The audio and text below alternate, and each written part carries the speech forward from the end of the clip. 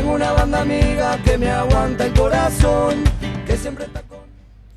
Seguimos aquí en la Banda Cambiaria, como todos los viernes, en este espacio de Economía sin Manual, este espacio que siempre disponemos junto a algún entrevistado para charlar un poquito en profundidad sobre los temas que nos importan, que tratamos de acercarles a todos ustedes, nuestros oyentes, nuestros televidentes del streaming también, porque nos interesa charlar, dialogar, la palabra como una forma de comunicarnos, como una forma de entendernos, y bueno, esa es la intención de este espacio de Economía sin Manual, que hoy nos convoca con un tema del que se habla muchísimo, que siempre está en la tapa de todos los diarios, en la radio. Es un tema que siempre convoca, y mucho más en esta zona como es la región centro, y tiene que ver con el sector agropecuario. ¿De qué hablamos cuando hablamos del campo? ¿Qué tiene que ver este vínculo del campo con la comunidad, con la economía, con la política? Bueno, mucho de todo eso vamos a dialogar hoy, y está con nosotros un querido amigo, le decimos así porque siempre que ha sido convocado a la Banda Cambiaria ha estado aquí con nosotros, y en este caso estoy hablando de Pablo Pailole.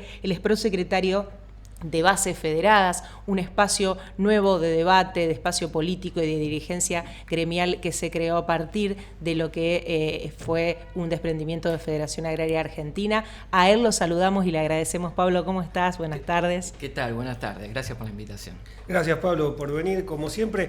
Y lo primero, preguntarte, bueno, como un panorama general, ¿cómo está hoy el sector agropecuario? Si se puede hablar de un solo sector agropecuario en este contexto económico, dentro de este modelo económico. Bueno, vos bien haces la aclaración, siempre hiciste bien la diferenciación entre los distintos actores que hay en el campo. Nosotros yo particularmente soy de Base Federada, representamos a los pequeños productores. Y hoy podemos decir que el pequeño productor en la zona pampeana y también en economías regionales es una especie en vía de extinción. Ya, digamos, son muy pocos los productores que conocimos, inclusive años atrás, en la década del 80, ese chacarero que vivía en la chacra, que hacía una chacra mixta, que trabajaba su tierra, etcétera. Ese sector, digamos, de los pequeños productores hoy está desapareciendo a paso agigantado. O sea, es una tendencia que viene hace varios años, pero en los últimos años se ha agravado muchísimo. 3 años de sequía aceleran el proceso, más las políticas de regulación de todos los resortes de contención de los pequeños y medianos productores, hace que hoy el chacarero esté en desaparición. Muchos de esos productores, a diferencia de la década del 90 que nos conocimos, y algunas cosas no las vamos a recordar porque hace muchos años. Aunque ahora haya muchas cosas parecidas, ¿no? En esa década desaparecían los productores vía endeudamiento y remate. Ahí conocimos a las mujeres en lucha, que ustedes han acompañado siempre, etcétera. Ahora la desaparición es mucho más silenciosa. Desaparecen de forma, antes te corría el poder financiero, los bancos, las mutuales, etcétera, etcétera. Ahora te va corriendo la concentración de la producción, o sea, te va corriendo el pool de siembra, el gran capitalista agrario. Entonces ese productor, digamos, que conocíamos nosotros de 50, 60 hectáreas de acá de la zona, se va transformando en rentista. Nosotros decimos pequeño rentista. No porque se hayan, digamos, hecho haraganes o vagos, les resulte más cómodo, sino que son víctimas de un sistema que lo va llevando a esa situación. Un productor, digamos, hoy con 50 hectáreas no tiene capacidad para soportar una sequía, no tiene acceso al crédito, etcétera. Pisaste el endeudamiento, hoy las tasas de interés están en el 80%. No puede acceder a la tecnología tampoco con ese capital, o sea, hoy comprar, digamos, un tractor, digamos, una herramienta, digamos, para un campo de 50, 60 es imposible. Por lo tanto, la alternativa que le va quedando para no entrar en endeudamiento, o si ya entró en el endeudamiento, para salir de ese endeudamiento, es decir, bueno, te alquilo el campo. Pablo, vos mencionabas varias palabras acá en esta charla que nos hacen recordar a la década, como vos decías, del 90, hablabas de los pools de siembra, pero también mencionabas esto, ¿no? Que fueron esos instrumentos o el sector financiero lo que en esa década los corrió.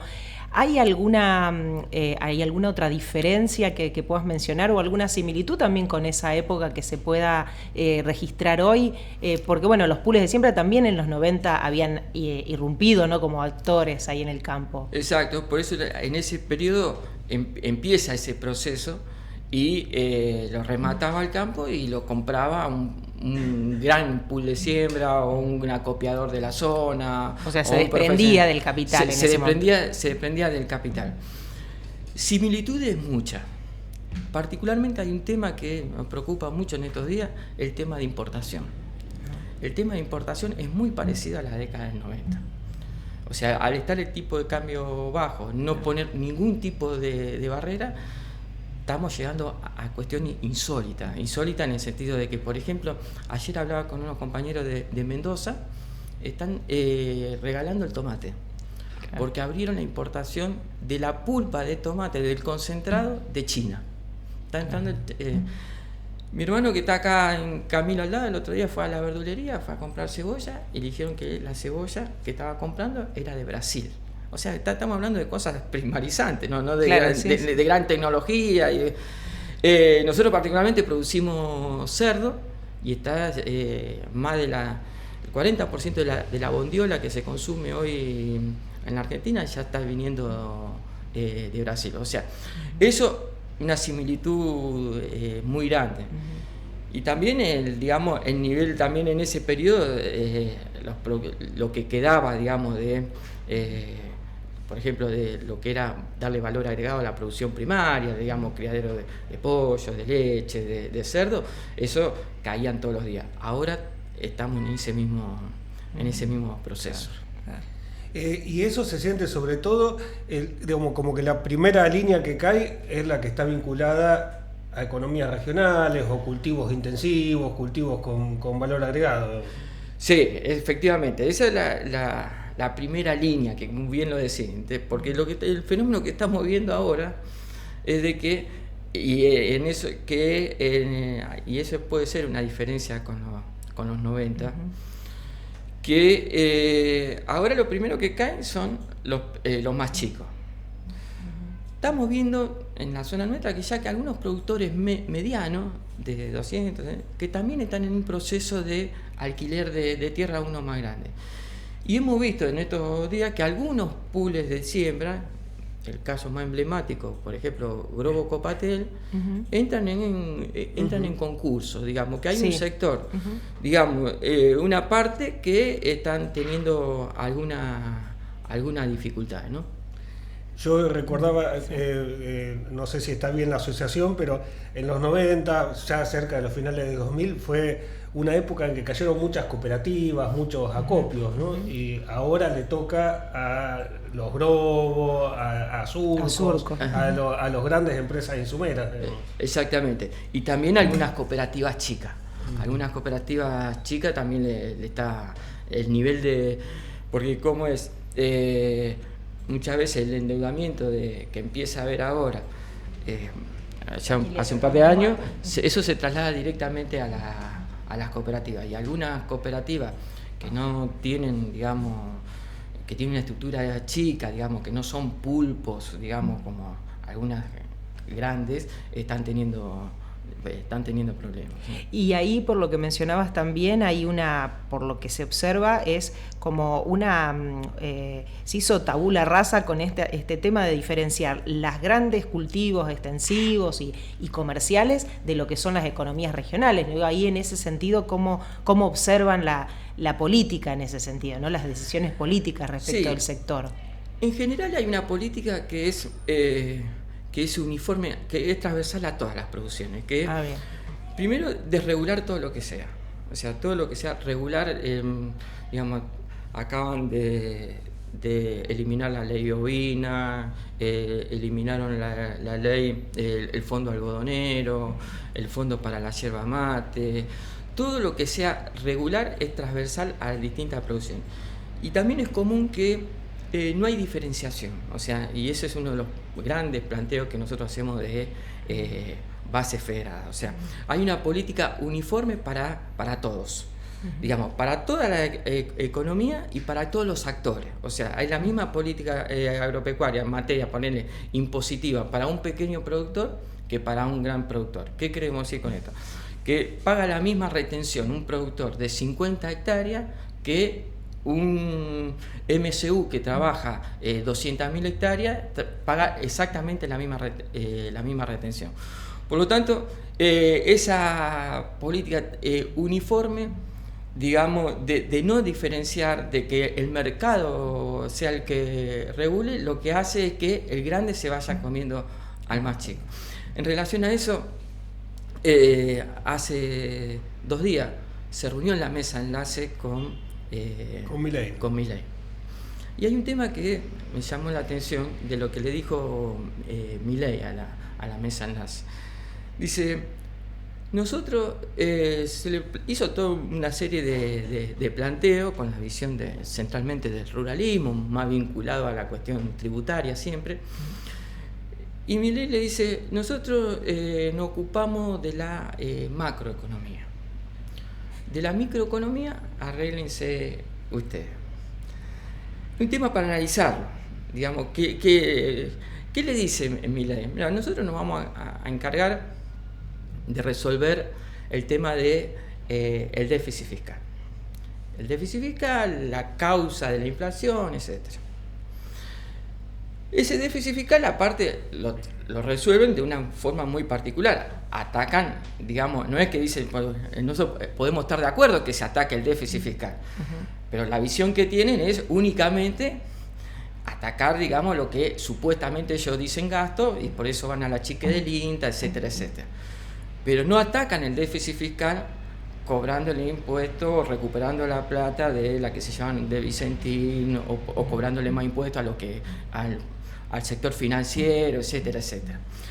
Entonces dice, nosotros nos encargamos del déficit fiscal y con eso vamos a hacer caja y con eso vamos a pagarle a los bonistas, y ustedes háganse cargo, manejen ustedes su actividad. O sea que desregula todo y que cada uno regule la actividad. Por lo tanto, lo que está diciendo es que el Estado no se va a meter como no se está metiendo, y cuando no se mete el Estado, la posibilidad de subsistencia de lo más chico en el campo está, digamos, el final está un poco condenado, digamos, o está cantado. Por eso lo que charlábamos antes, lo que fue en la década del 90, cuando había este tipo de razonamiento, ¿no? ¿Y crees que con episodios como el de esa reunión de la mesa de enlace, con la situación en la que hay una generalizada percepción de que la rentabilidad está en crisis en el sector agropecuario, incluso en la región pampeana, se va a agrietar, a romper o a poner en cuestión esa identificación que tiene una parte que expresa, por ejemplo, la mesa de enlace con estas políticas económicas? Yo creo que, a ver, esencialmente no. Yo creo que hay un acuerdo de esa dirigencia, hay un acuerdo de carácter ideológico, digamos. Después están las reivindicaciones, e inclusive hasta el mismo Milei puede plantear algunas de las reivindicaciones, reconocer determinadas reivindicaciones que nosotros estamos planteando. Pero creo que Milei ha hecho una cosa que la repite continuamente, que es la batalla cultural. Y esa batalla cultural yo creo que ha tenido cierto éxito.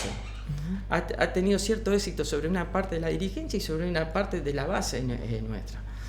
Esa batalla cultural de que todo lo que sea, de lo que hablábamos recién, que el déficit se combate bajando el gasto y no aumentándole a los que más tienen, esa batalla cultural de que el gran problema que tiene la Argentina es el gasto público y por lo tanto, digamos, el impuesto que te cobran a vos, es para solventar, digamos, empleados. En su momento eran los piqueteros o los que había que pagar impuestos para la cuestión social, para bancar a los piqueteros. Ahora se corrieron un poco del mapa y hay que pagar impuestos para pagarle los sueldos a los empleados públicos. Bueno, esas ideas han penetrado muy fuerte en una parte de la dirigencia y en el sector. Y en bases federadas, porque ahí también te llevamos un poco a la militancia que ustedes vienen realizando, que ya hizo un quiebre de una entidad centenaria como es la Federación Agraria por justamente algún tipo de diferencias en esta forma de abordar al pequeño productor, la realidad del pequeño productor. ¿Cómo lo están viviendo ustedes a eso y desde qué lugar un poco se anclan teniendo en cuenta esto que vos decís, que hasta los propios productores a veces están subidos a ese cambio cultural, ¿no? Bueno, a ver, esa pregunta es complicada. Es una pelea que damos a diario, con muchas derrotas y con algunos triunfos en ese debate. ¿Qué es lo que nosotros, desde dónde damos la pelea? Primero, hay cuestiones que la práctica y la realidad nos están llevando puestos, digamos. ¿En qué sentido? Había un gobierno que venía y decía, ustedes me tienen que votar porque yo antes de aumentar un impuesto me corto un brazo. Y acaban hace 3 días de aumentar la retención.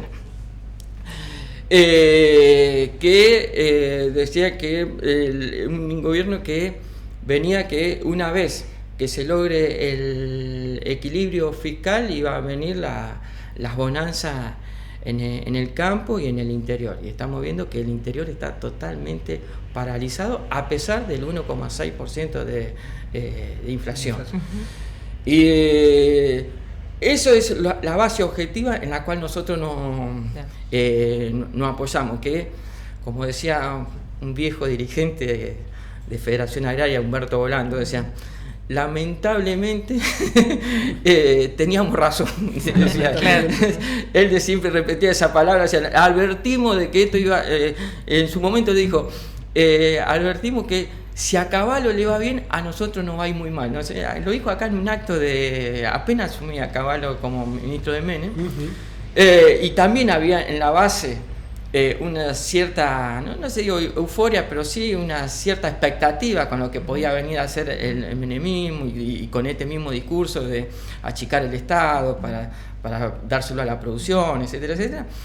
Volando en su momento, a diferencia de los dirigentes actuales, en total soledad, porque en ese momento en total soledad, dijo, si a Cavallo le va bien, a nosotros nos va a ir muy mal.